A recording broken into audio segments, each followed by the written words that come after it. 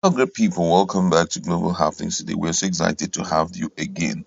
One of the concerns of Nigerians about Peter Obi and his presidential ambition had been having a viable structure on ground, that's political structure on ground that can deliver him. And that had made a lot of people to lose interest. Let me not say lose interest, but to be worried about him, that though they are supporting him, but because he does not have adequate structure in the sixth geopolitical zone, it's going to be difficult for him to come out smoking at the end of February when the presidential election will be holding.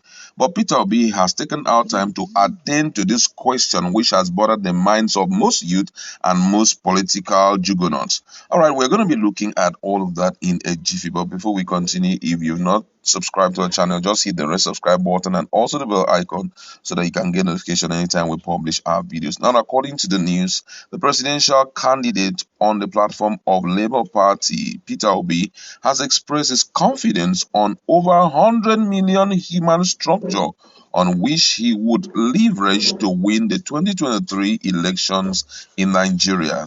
Obi, a former governor of Anambra State, via his Twitter handle on Sunday, noted that his structure would be about human beings.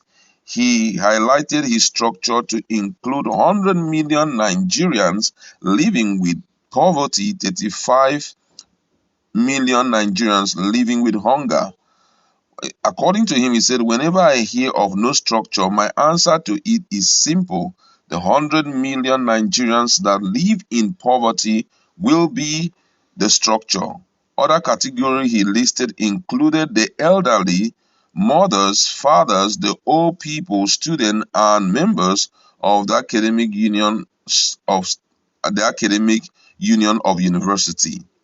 According to him, he said, the 35 million Nigerians who don't know where their next meal will come from will be my structure, will be the structure. The elderly, our mothers, fathers, and the old ones dying or being owed gratuity stroke pensions will be the structure. The LP flag bearer said ASU, the lecturers that are being owed, and the students who are now not in school will be the structure. According to him, he went further to say, we'll create the structure and they'll see what the structure is all about. The structure is about human beings. That was what he said, talking about Peter Obi. And it has attracted a lot of reactions from Nigeria. Most people did not expect him, to say that kind of thing. Because when we talk about structure, most of the time people leverage on monarchs, leverage on, key political stakeholders, they leverage on some key personality in different places, different organizations and the likes. But after he made this statement, Nigerians jumped into his page to begin to ask a lot of questions, and some also begin to send out possible recommendations that will make it possible. Some also thumbs him up and are already calling him the president of the Federal Republic of Nigeria. All right, let's just start reading some of the responses. This one here says, President of the Federal Republic of Nigeria 2023, done deal. Another one says, do you have a PVC? You sure say all this no be lamba, Mr. President. Another one says, I understand your skepticism. Who will not after Tinubu, Atiku, and Buhari's APC these past 7 years? Another person here says, you need to be serious about this. It's not just telling story, because when the set time will come, what you will see, you may not believe it. We do not want your heart to be broken. That's why we talk about political structure. This one here says, people are just the structure. People who are tired of the old order. Someone trying to explain there. Another one says that Peter Obi is the hope of New Nigeria. Please don't comment under this post if you are not, if or you are yet to get a PVC. We don't need here all giving us hope.